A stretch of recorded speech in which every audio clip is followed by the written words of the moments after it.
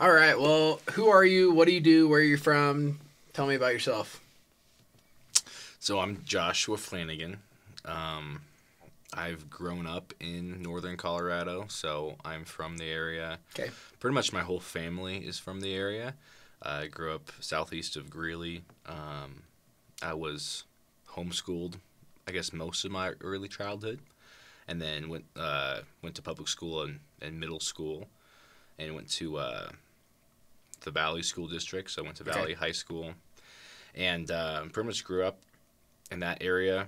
And then went to University of Northern Colorado, where I wrestled there for a couple years and got my degree, and then stuck around the area. But yeah, most of my family's been in Northern Colorado my whole life.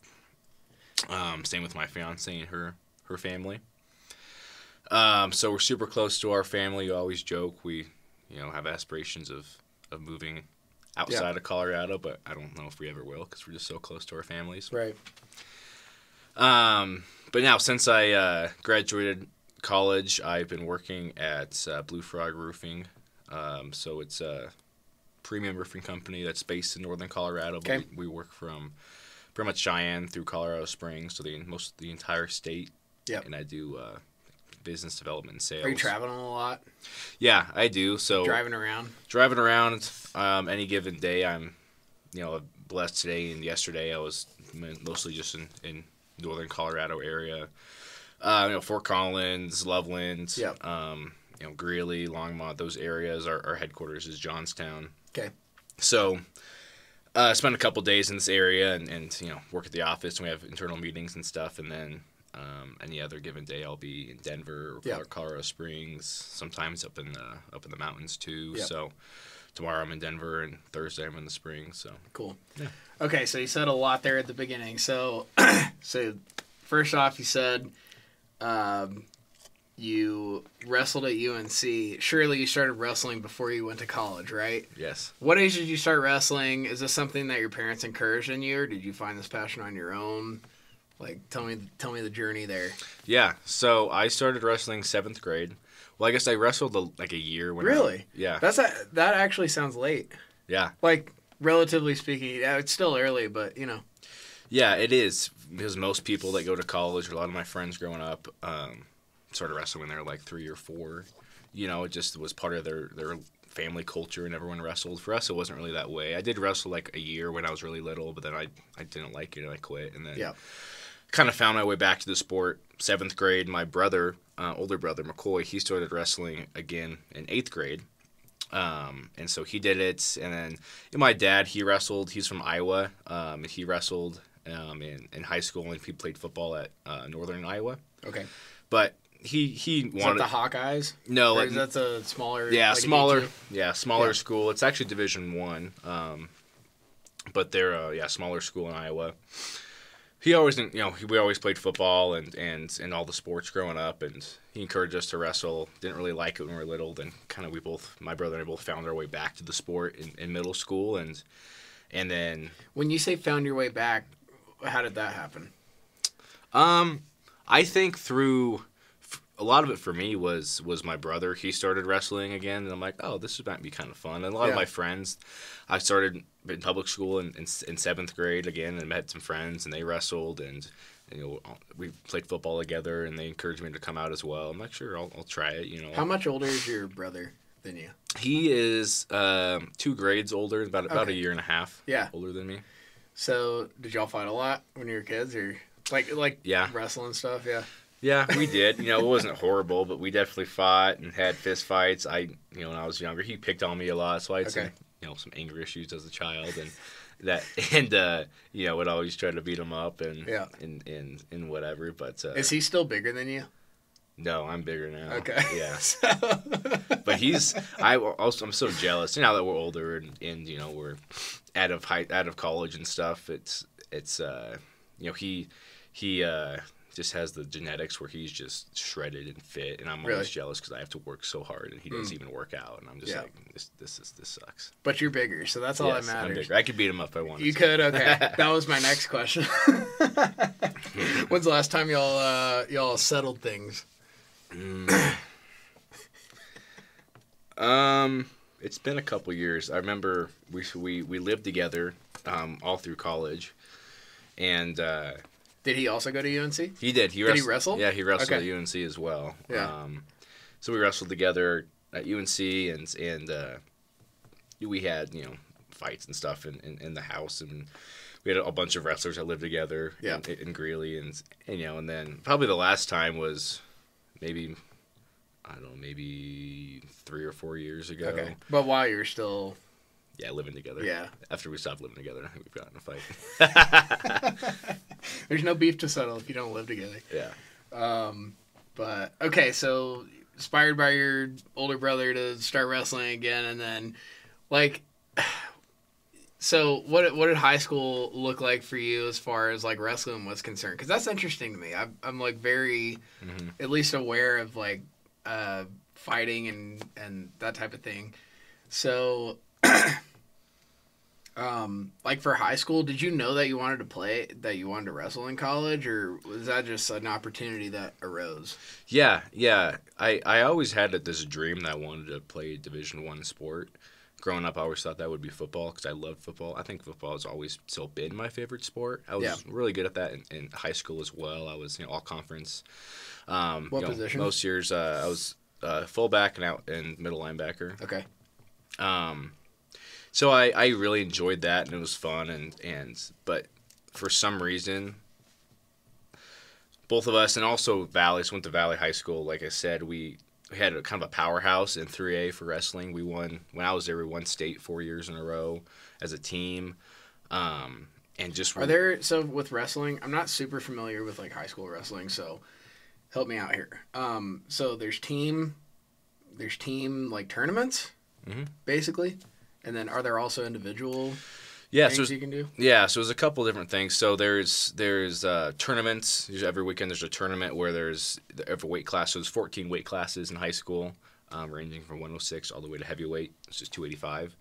And so each weight class, you'll have a bracket for each weight class. So say 20 teams come to this tournament, I will be in the same bracket as everyone else on my weight.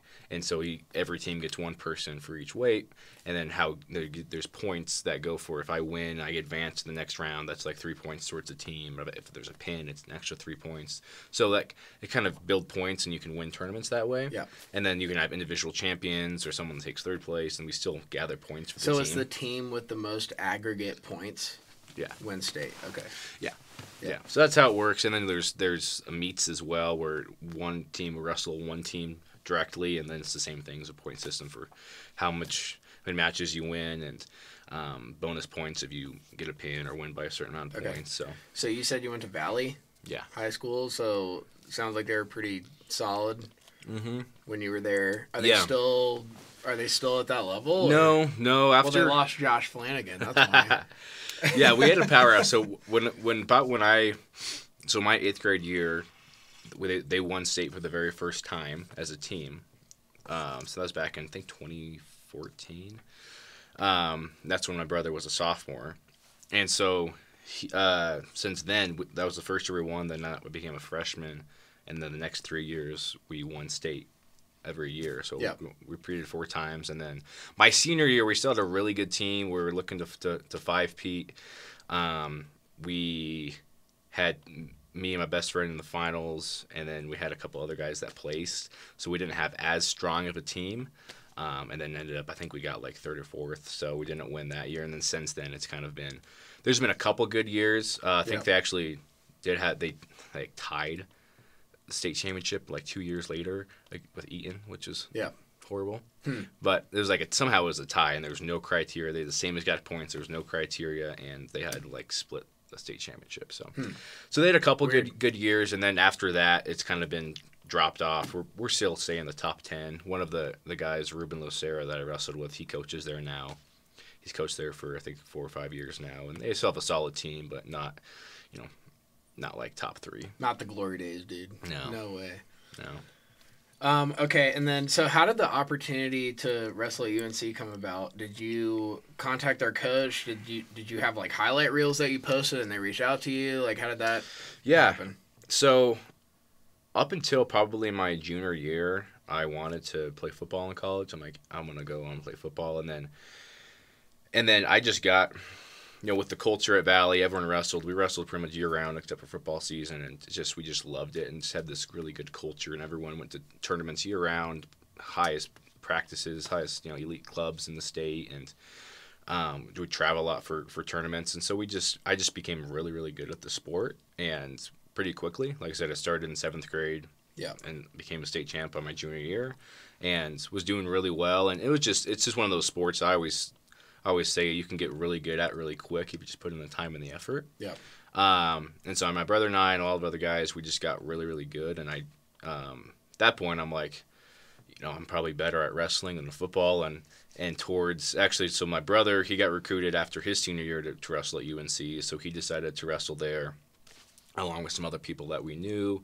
And so part of the reason, and then after that, the coaches actually reached out to me after my sophomore year. So I went to, there's a big national tournament every year. It's called High School Nationals. Okay. So each classification, so freshmen from across the country wrestle together, and sophomore. So it's kind of it's broken by classification. So sophomore nationals pretty much. Yeah. One of the hardest tournaments, every year in the country. So it's in Virginia Beach, so we went every year and did that. So my sophomore year, I placed 6th. So it's pretty much 6th best in the nation at that tournament, for my classification and my weight. Yeah. And so if you place, you are designated as a high school All-American, because there's a handful of tournaments that if you place at, you're an All-American. So this is one of them. Yeah. And so if you place at one of those, there's always college recruits there, and they start, from that, they place meaning top 3? Or no, place is top 8. Top 8. Yeah. Okay. And these brackets, they're like, I think my bracket was a little over 100 people. Yeah. So were you an All-American? Just say it. Yeah. My sophomore year, I was. Gangster. Let's go, dude. I didn't even know that. I just found that out. That's crazy. Yeah. So it was fun. So I placed there. I had a really good tournament, All-Americans, and then from there I started getting coaches calling me and letters and all that. Kind of started getting recruited, and then. You said that was sophomore or junior year? Sophomore year. So after my sophomore year, and then that's when the coaches from UNC reached out. My brother was already committed and going to UNC. And did other schools also reach out, or was it mostly just UNC because they're local? UNC was the one that kind of recruited the hardest, and I was local. They wanted to bring a lot of Colorado kids to kind of stay in the state, some of the top kids in the state to stay home and wrestle, and they liked that my brother was there, wanted to build that culture, and so UNC wrestling historically hasn't been that great of a wrestling school. We transitioned to I think Division I in I think the maybe mid 2000s, and so we're in the Big 12. So we wrestle against Iowa State, Oklahoma State. Just for wrestling, you're in the Big 12? Yeah, or, okay. Just for wrestling. Yeah. That's legit though. That's actually solid competition. It is. It's probably the second toughest conference in the nation behind the Big 10 for wrestling. So, wow. Yeah, it's pretty tough, and so they wanted to start. Troy Nickerson, he started coaching there. I forget when. He's been there 10 years now. So he's started coaching and trying to turn the culture around and recruit in-state talent. And so anyway, I was recruited there. That was really the only Division I school that actually offered me scholarships and wanted me to wrestle. There was other Division II schools, a lot of Division II schools that recruited me for football and wrestling. But I'm like, my dream was to go D1, and that was literally the only school. And also I wanted to stay close. I had been very close to my family, and then also my girlfriend at the time was now my wife. We were together for a long time, and I wanted to stay close to her as well. So there's a lot of that pressure to stay close, and so that's what I did, and definitely don't regret it. So that's kind of how I got that. Kind of got into UNC and how I started getting recruited there. So they heard about you just from their recruiters, just kind of following the tournaments and things like that? Or? Yeah, and I was probably on the radar because my brother went there as well. So he had a scholarship there to wrestle, and then so they knew about me. Right. And then once I started doing really well, All-American, then I won state. They offered. So I think it was my senior year. They offered, kind of made me their offer, and I accepted. So then, so I have to ask you. So, and then I'll move on. But have you ever been in just, like street fights or like bar fights and that type of stuff, or has it all been like a controlled setting? Yeah, I've honestly never been in like a legit fight Yeah. like that. And I don't know. I always think about it and like I've never really been in those situations or no one's ever really wanted to fight me. And I don't know, I'm a pretty like I don't know, try to be a pretty, kind person. I have pretty good self-control overall. Yeah. So even if someone wanted to fight me or did something say really mean to like, my brother or my wife or somebody, I would probably confront them, but I probably wouldn't try to get into a fight. Right. So I'm just not that kind of person. Yeah. Not saying I wouldn't if it was necessary, but I just never really happened. Well, I think it's like a peace through strength philosophy. It's like once you get to a certain level, you can beat the crap out of 99% of the population. It's like if you don't have anything to prove, it's like the fight that you win is the fight that you can avoid, I think. For sure. That's my personal theory on that. Obviously, there's certain situations where you just have to use that. But, I think you should be very cautious about resorting to that. However, it is very good to have that in the arsenal, for sure, if necessary.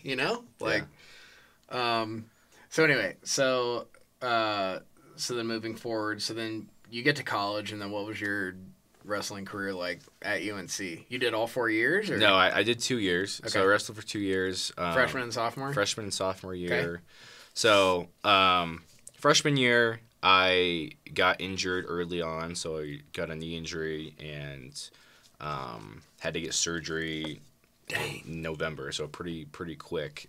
Did you get the knee injury from wrestling? Yeah. And what happened? What was the nature of the injury? I was in practice, and we're just wrestling live, wrestling hard, I was wrestling an upperclassman, and just exactly how it happened. But yeah, pretty much. I had some knee struggles in high school.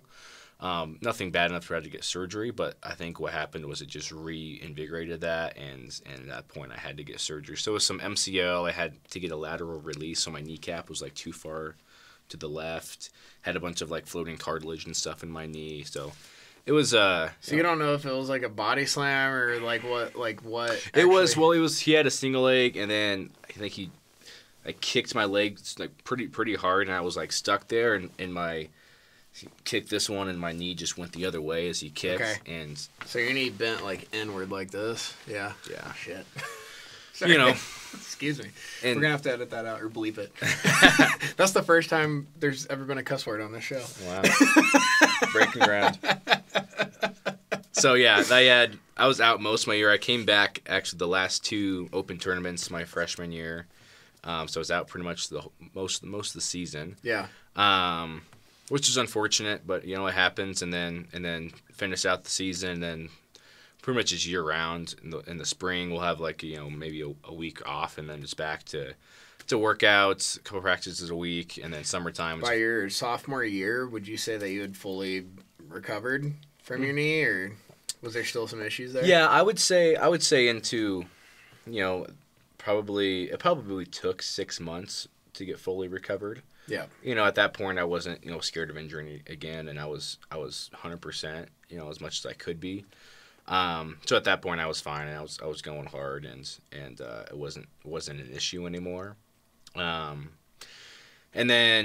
so it's crazy. It's pretty vigorous. I mean, D1 athletics, it's your life, and in my sophomore year, I did really enjoy my sophomore year. I was intensified. I want to do well. I want to work hard. Like, I did really well in the preseason practices. Did really well. I was kind of the runner up at a couple weights where I wasn't the starter yet. We had upperclassmen and really good guys that were starting, but I was the next one up if anything happened to them, or if they got sick or injured or whatever, at a couple weights, because I was the backup on.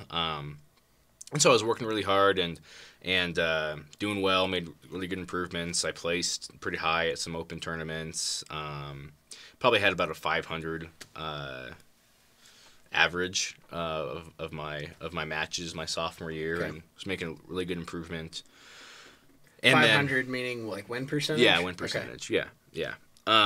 Wrestling mostly Division I wrestlers, and you know, some Division II that come to the same tournaments and whatnot. But and then kind of towards the end of the season, you know, I had a really good season, and then got to the point where I'm like, I just don't know if I love this enough anymore to where I want to put in the time and the effort to keep doing it.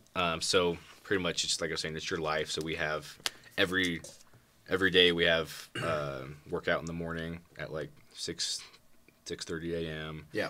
Then we have practice in the afternoon for 2 hours. Then you're icing, recovering after that.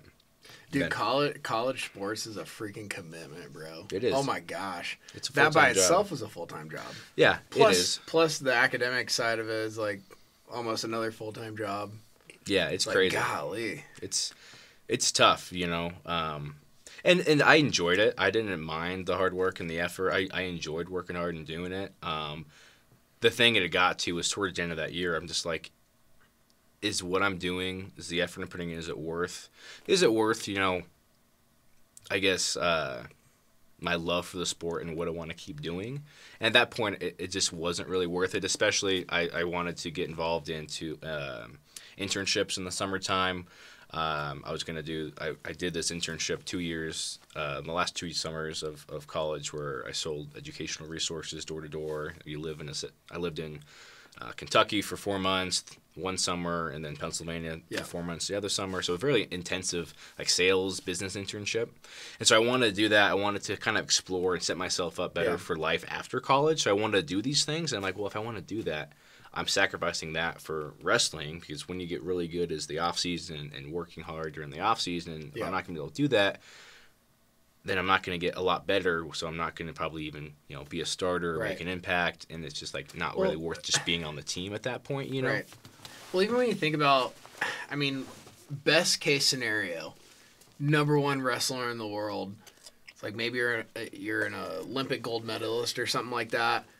But like there's not, how many people follow like professional wrestling? Not like WWE, but like if you commit your life to wrestling, there's not really a venue for that where you can just make loads of money, Yeah, there's not a lot. And I have a lot of good friends that I wrestled with now. So kind of the avenues you can go down is, you get a lot of people get into the professional circuit where you're traveling around, you're at the senior level. You travel the world and go to world tournaments or try to make the world team every year. And so that elite How wrestlers. much money though, does like an average person make if they get to that level? I don't really know. I don't think they can't be like they don't that make crazy. a lot of money from the wrestling itself. It's from the endorsement deals that they have. Yeah. But not everyone gets endorsement deals. So some of them are probably breaking even just to keep doing it. Right.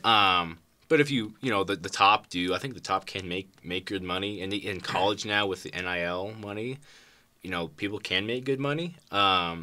But not every wrestler, and especially wrestling, not every wrestler is going to probably maybe the top 1% are going to have NIL money in college. So there's not a lot of that. Another transition is going to MMA or fighting, UFC after, and a lot of college wrestlers have made that transition. A lot of them have tried to go to. There's a lot of local, fighting groups and such. I know a couple of wrestlers that I wrestled with are doing that now, trying to make that transition, which can lead to money as well. Yeah. It seems like wrestling, maybe jiu-jitsu, something like that, is probably the best base for MMA or UFC. It seems like that would, if you could only pick one martial art to like really study and learn, it'd probably be wrestling. Yeah. Or jiu-jitsu, something like that for MMA. 100%. That's what I've learned too. And what I've heard, and I've never gotten to the fighting or jiu-jitsu or judo, any of that really too much. I'm a fan of all those sports, but wrestling is one thing I've ever really done. Right. But once you get someone to the ground, it's like, well, the punching part is pretty easy, especially if they're on the ground and you're on top. So I've heard a base of wrestling is the hardest thing to learn. So if you have that, you can learn striking and boxing. You can learn jiu-jitsu. You can learn those things relatively quick. Obviously, it takes time, but But wrestling, you can't just go and try to learn wrestling in a year. You can't. It's just so much different in that way. So if you have that framework, that transition's the best. Is what I've heard and what I've talked a lot about with those guys who've done it. So. Okay, last thing about wrestling, then we can move forward. But do you still like train or coach, or like are you still involved at all, or is that kind of just in the past at this point? Yeah, so I do. I have a love for the sport. I'd say it's one of those sports that shapes people. You learn the most from it. It reflects life, just because it's on you. It's directly the work you put in is what you get out of it, and so I love the sport, and I want to give back. And so I do coach. So I coach at Dayspring Christian Academy in Greeley. So my younger siblings, my younger brother, he goes there. He's going to be a freshman this year, and my younger sister graduated from there. And my dad's been involved on the school board and stuff, and they started going there during COVID. And then 3 years ago, so we know the football coach really well there, and he's been trying to start a program. His name's Todd Welch. He's been trying to start a wrestling program for a long time. Never had the opportunity to do so until lately, and then he wanted to get good guys in the community to help start that, and also know wrestling really well. You're saying Dayspring just started that recently? Yeah, so 3 years ago I helped start the program, and we started the wrestling program 3 years ago, and first year we were kind of up on this balcony. There's no space, no facility space for us, so we're up on this balcony with like 3 strips of mat, and that's what we had to practice on. Like it was, and I think we had maybe 9 or 10 guys. Not quite D1 facilities. No, and so we had 1 or 2 guys that have ever wrestled before, so it was very new. But we just love the sport so much, wanted to bring it to this school. So we had 1 state qualifier our first year. That's just to even get into the tournament. Yeah, just to get in, just to qualify for the tournament. So we had 1 state qualifier, and that's it. He didn't place. And then the second year, we had 7 state qualifiers and 1 state placer. Okay. So it was really cool to see that growth just from 1 year. And then last year we had 5 state qualifiers and 2 state placers. So it's been super fun to see that growth, and I always tell people, like I said, wrestling, you can get so good at it if you just put the time and the effort. And these kids, they're great kids. They want to learn. They're super coachable, and they work so hard. Like that's all you can ask from a coach. So it's been really fun to do that and stay involved with the sport and kind of give back and mentor kids. That's cool. Okay, and then so moving forward, we go past wrestling now. What was your major in college? Did you have a minor, or did you just...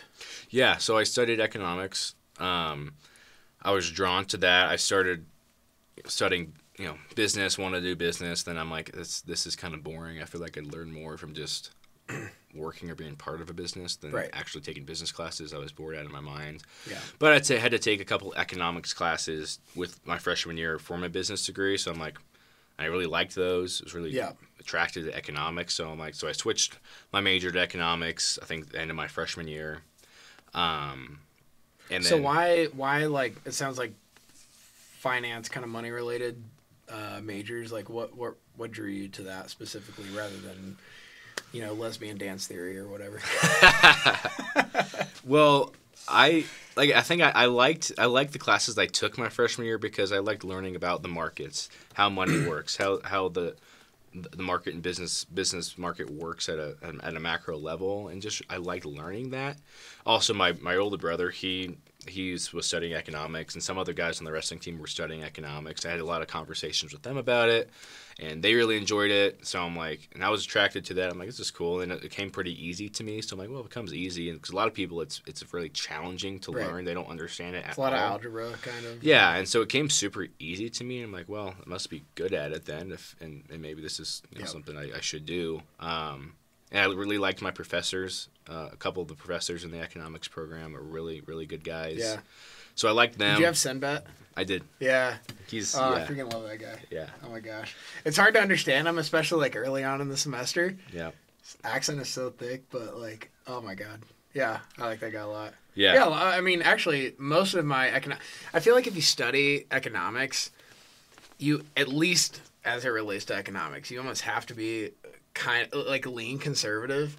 Otherwise, economics doesn't make sense. Yeah. You cannot, like, mathematically, economics does not work in, like, a socialist or a communist kind of frame. It just doesn't. No. Like, if everything's equal, then there's no supply and demand. There's no incentive to do anything. There's no profit motive, or it's like like you literally can't have economics under that type of regime. So exactly. Yeah. So you have to at least, at minimum, be somewhat free market in order to even have an interest in economics. 100%. And I've always, been more that way leaning, and some of the professors in economics said it have to be, and so I was attracted to that side of it as well. Yeah. Like free market, learning about the economy, and just thought that was super important, and I liked learning about it, and pretty applicable to anything in life. Yeah. A lot of, it's kind of like more of a way of thinking than anything else. And so yeah, I enjoyed doing that. Yeah. I think it was, it was pretty easy for me. Yeah.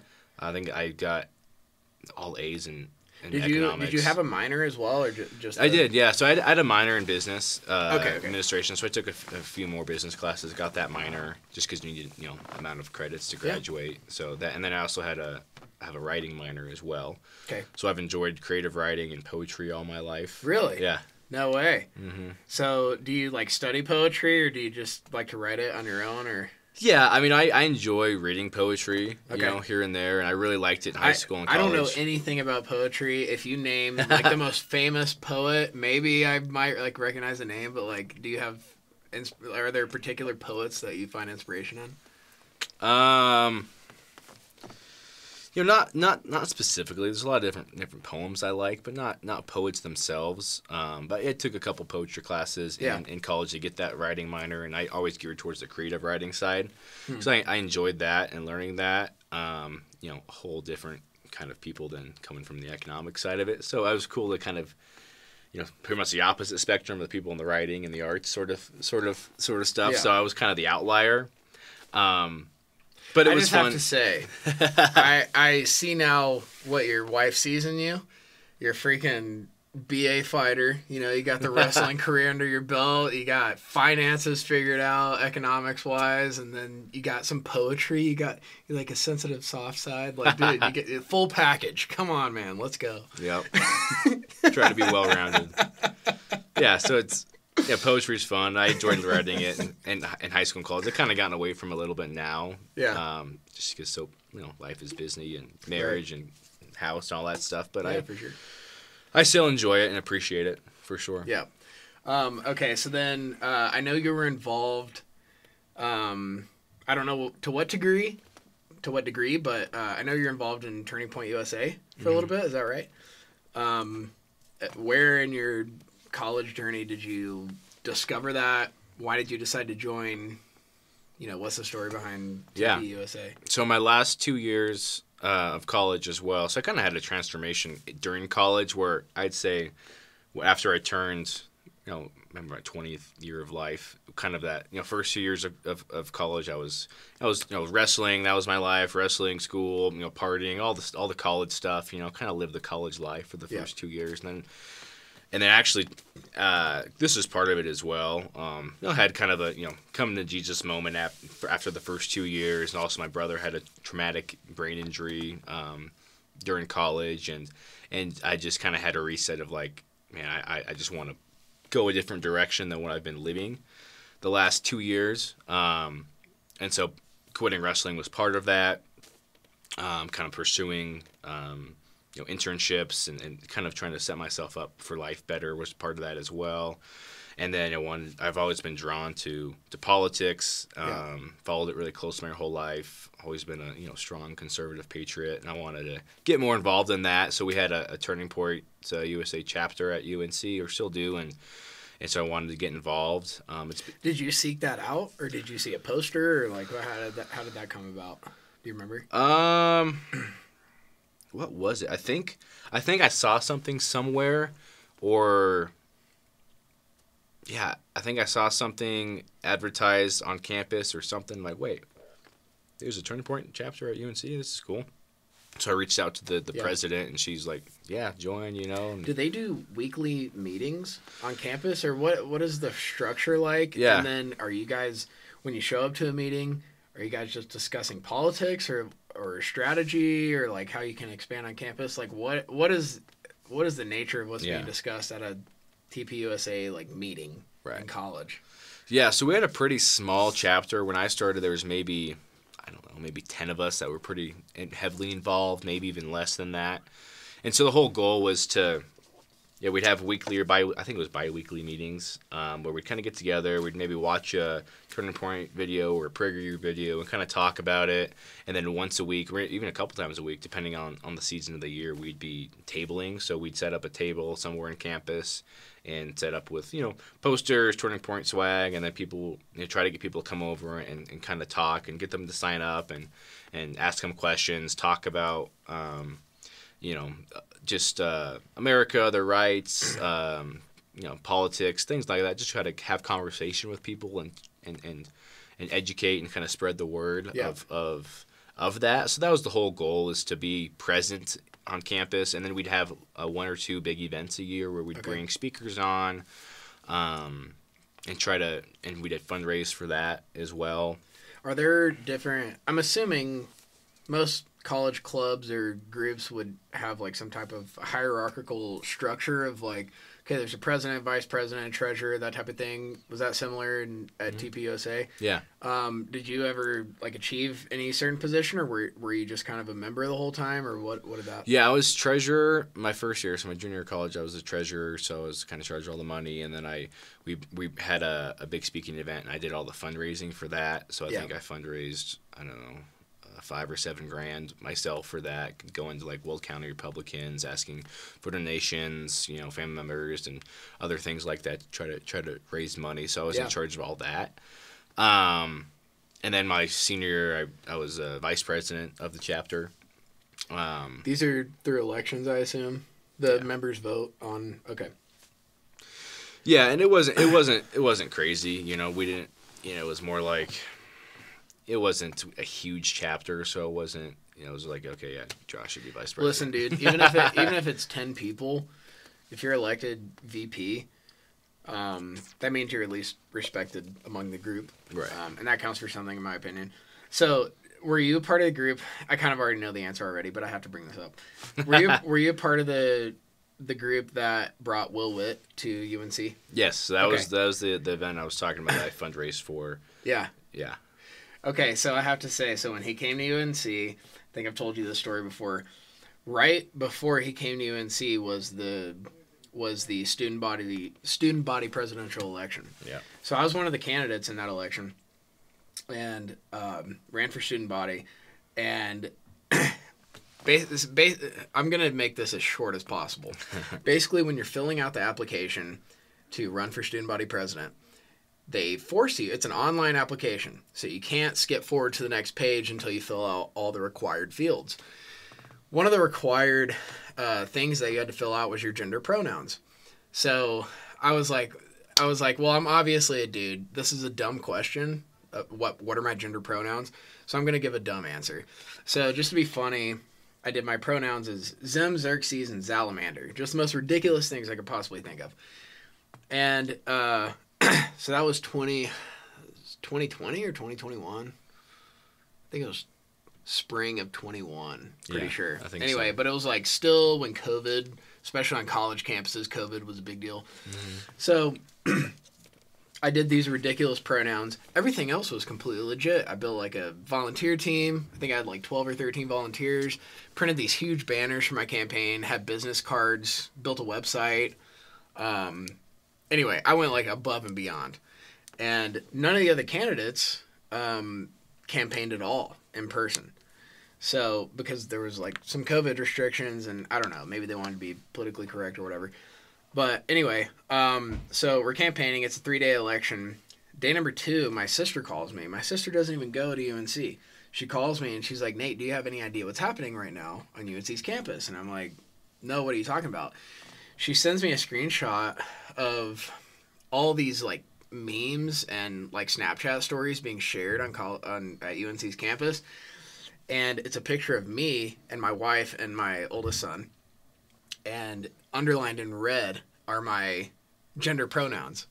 Zim, Xerxes, and Salamander, which I still just can't get over. and my sister's like, Nate, you're going viral on campus right now. I'm like, okay. So I'm checking all this out, and it's like, what was the original caption was like, I normally don't post, or I normally don't say who not to vote for, or I normally don't speak negatively about other candidates, but this guy cannot be the next student body president. And so all these people reshared it, and then there's all these memes that are being created about it, which some of them are pretty funny. Like, I thought it was hilarious.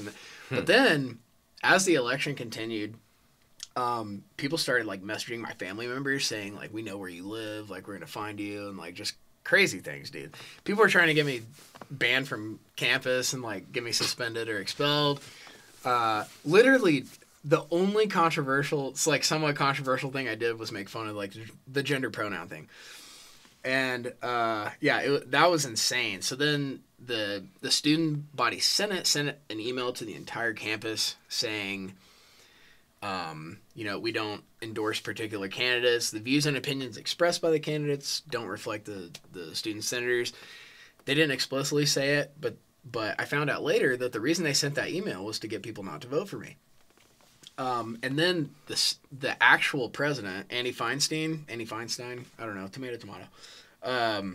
He sent an email to the student body saying a similar type thing. And anyway, it was just crazy. All these things that ever happened. They held a trial against me. They presented evidence against me. Why, dude? It was nuts. They ended up taking away 15% of my votes. They took away 15% of my votes because one of my volunteers who was outside eating food wasn't wearing a mask. So he pulled his mask down. He was outside by himself eating food. He pulled his mask down to eat his food, and someone took a video of it and sent it to the student senate. And they removed 15% of my votes because of that. Because of that? Yeah. So they actually held a trial. I'm not even joking. Like, the student justices, it was so ridiculous. The fact that I had to show up to that and, like, be subjected to these 20-year-olds, Supreme Court justices or whatever. I was like, this is so silly. I just can't even believe this is happening. And they decided to take away 15% of my votes.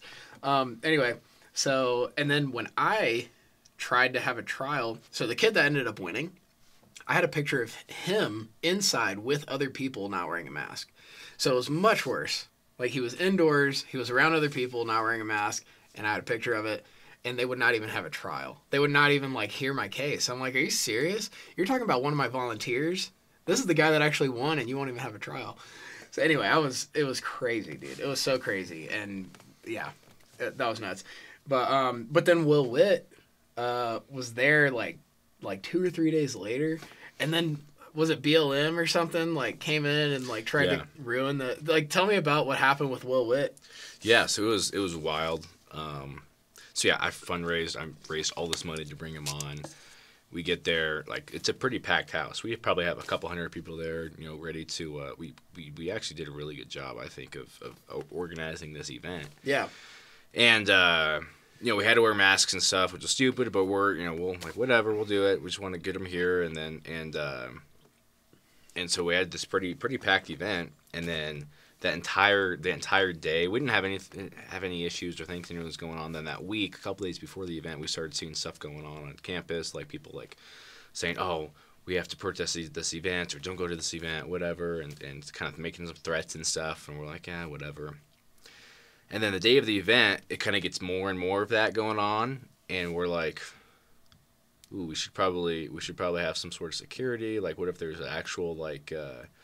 A threat, yeah. Actual threat, people coming on and big protests. And we didn't really know what to expect, but so that day we talked to the school security, we talked to school police. We're like, hey, we think this might be an issue.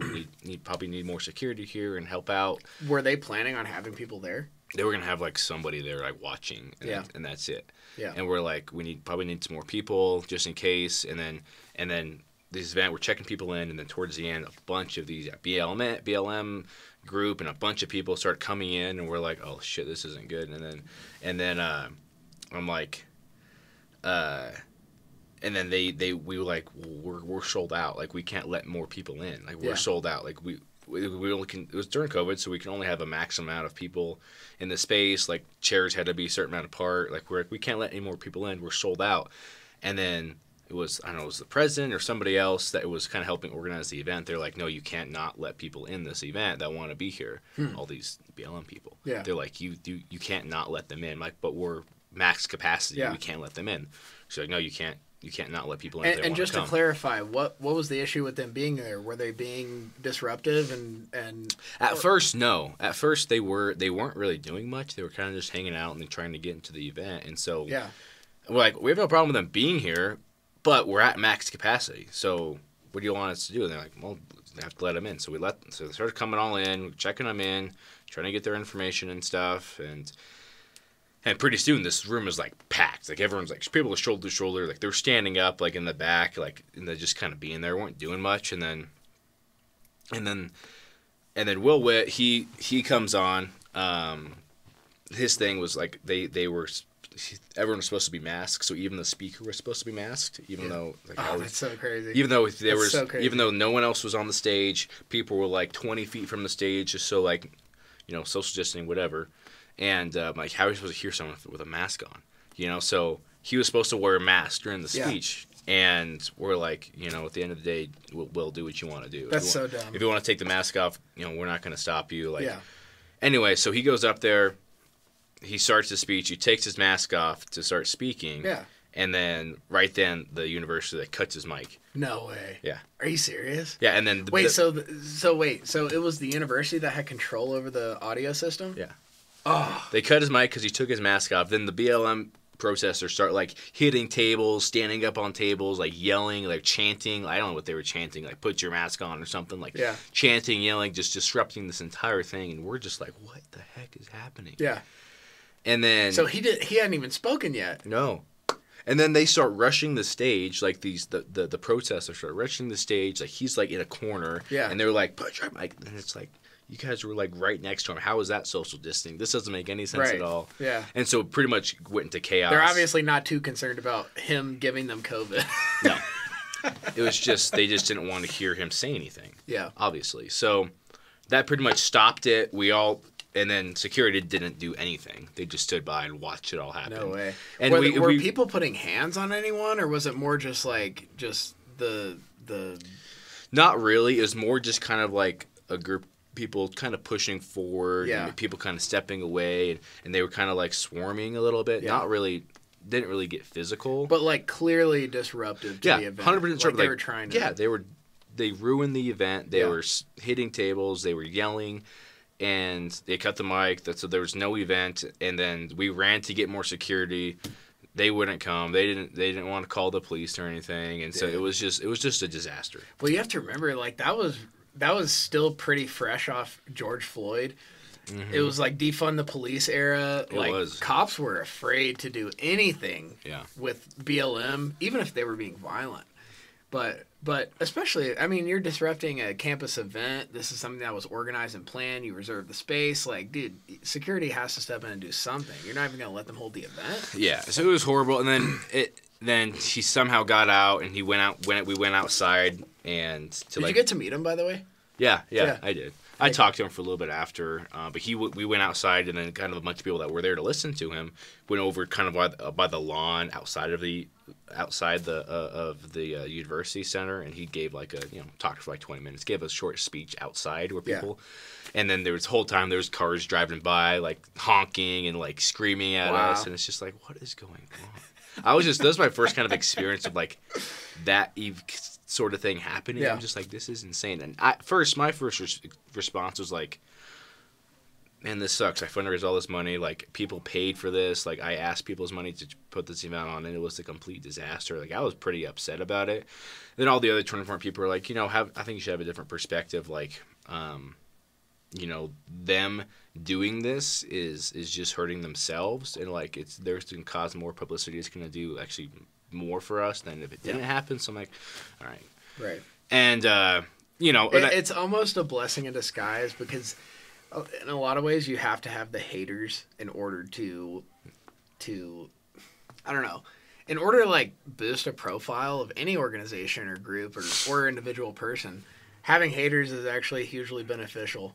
You almost have to appreciate it because it's like, oh, we're doing something meaningful enough for people to care, even if it's in a negative way. Yeah. You know, it sucks, but yeah, I mean, it happens. It is the way it is, and it's good. Well, especially after all the work that sounds like you put into it. For him to not even really get to speak at the event, like, oh my gosh. Yeah, we were campaigning hard for it. I went to, I think probably half a dozen, Weld County Republican meetings, asking for donations, like asking for money, like. So I went back to those meetings afterwards and kind of just gave them a report of what happened, and everyone was like, "Well, that sounds like it went great," Yeah. And we're like, "Okay, well, so honestly, it looks bad. It looks way worse on the protesters than it does on Willet, or you or anyone. But it was wild, and they got some, I think, pretty national publicity, and I was gonna say I heard him actually. I wasn't even seeking it out. I just listened to a lot of political podcasts. He was a guest on there. He actually talked about his experience in Greeley at UNC, and I was like, no way, that's crazy.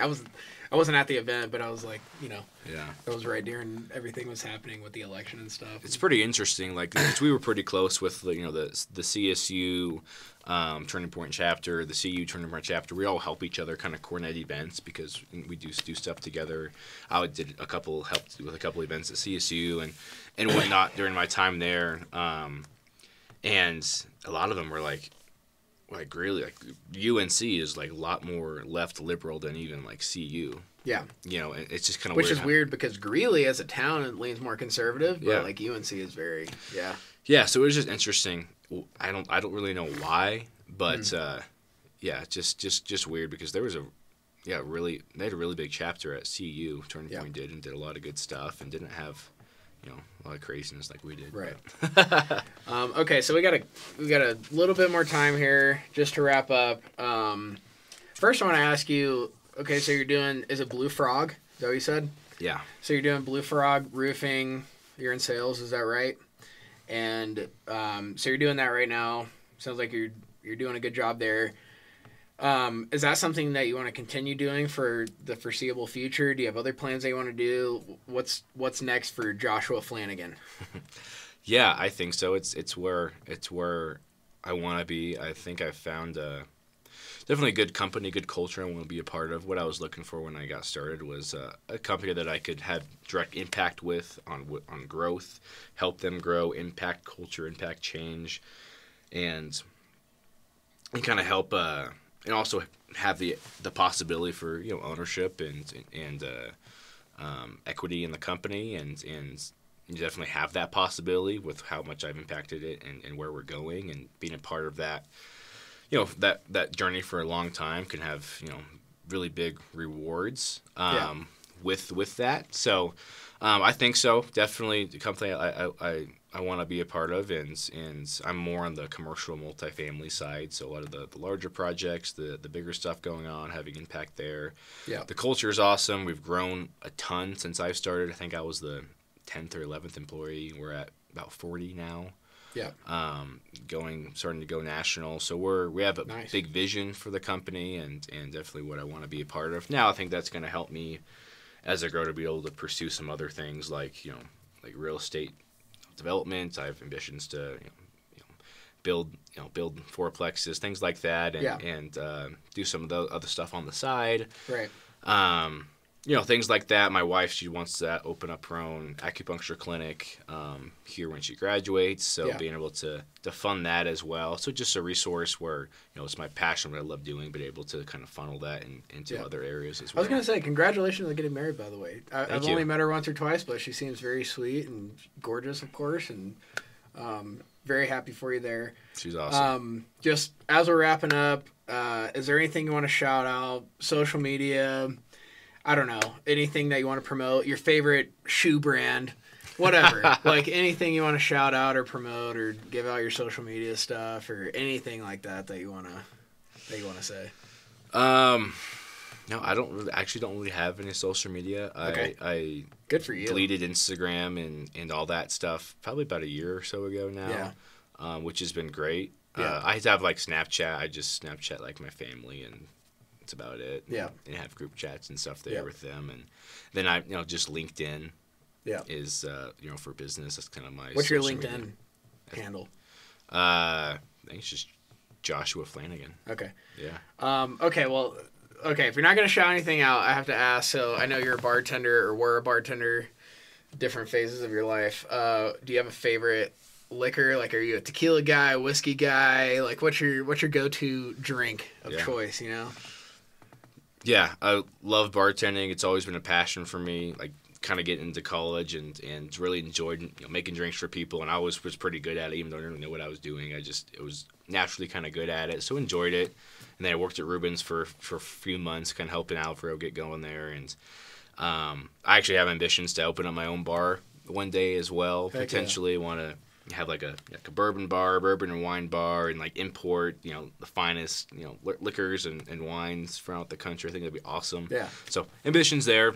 Love that industry and that. I'd say. Wait, so you said a whiskey bar in particular? So it sounds like bourbon kind of whiskey type deal might be your thing. Or yeah, I love bourbon. It's probably I always go back and forth. Bourbon. I love bourbon, and then I love tequila. Big tequila guy. Yeah. Really into that as well. So it kind of just depends. Do you have like a favorite brand? Is it like what's really the brand that's okay? I don't want to spend $1,000 on a bottle of something crazy. Like what's just a good solid, it's like maybe mid-level type price range. Like, give me a couple options there. For sure. So on the bourbon side, I would my kind of go walking around favorites. Bourbon is Buffalo Trace, kind of mid-shelf. So it's about a $30 bottle. Solid. I like to stick in that $30 range with liquors where you can find really good liquors for like $30-$35 that are way better than some $70 bourbons or tequilas, especially tequilas. And but I'm not going to spend like $20 or less dollars. It's just nasty. Right. So kind of $30-$35 range. Buffalo Trace is really great bourbon there. Probably my favorite. Oldest whiskey distillery in the United States. Did you know that? Yeah. Buffalo Trace. Yeah. Started. It was founded before the United States was founded. Did you know that? I didn't know when exactly. I think it was 1773. I think it was 3 years before the United States. Before he wrote the Declaration of Independence and all that stuff. That's crazy. Badass. Yeah, Buffalo Trace is older than America. Dang. I know. I want to do like the bourbon trail and do all that stuff. So it'd be fun. And then on the tequila side, there's a lot of really good additive-free tequilas. So there's a lot of tequilas, they add colorings, add chemicals and stuff to it to make different flavors and make it look cool. And they just taste like crap. So I'd say some good ones are like $30, $35 bottles or Arete, Cimarron. Those are probably a good solid too. There's a lot in that range. Arete and Cimarron. Do you like añejos, reposados, or blancos? I like them all. Yeah. Añejos are always a little bit sweeter, so I love just drinking that straight and then sipping it. Yeah. But what's cool about tequila is if you find the right stuff, like it's a $30 bottle can be way better than like a $70 bottle. It just has a good marketing team or whatever, Right. So it's fun. It's like a fun little hobby, and for sure, it's cool. Well, dude, I appreciate your time. Thank you so much for being here. We'll have to do it again sometime. Thank you, man. Yes, sir.